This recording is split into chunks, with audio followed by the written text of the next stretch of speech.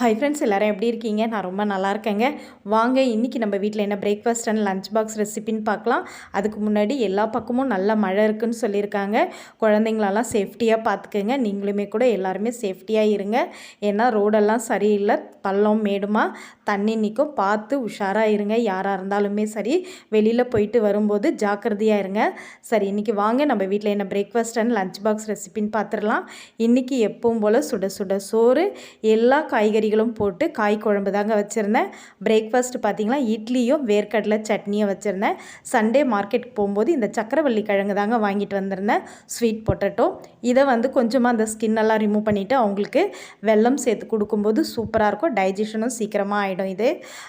அதுக்கப்புறம் பார்த்திங்கன்னா அவருக்கு டெய்லி ஒரு ஃப்ரூட்ஸில் நான் இன்றைக்கி திராட்சை பழமும், அதுக்கப்புறம் அவருக்கு இந்த வீக் ஃபுல்லாக சாப்பிட்றதுக்கு இந்த பர்ஃபி கொடுத்து விட்டுருக்கேங்க. நீங்கள்லாம் என்ன சாப்பிட்டீங்க செஞ்சீங்கன்னு கண்டிப்பாக கமெண்ட்ஸில் சொல்லுங்கள்.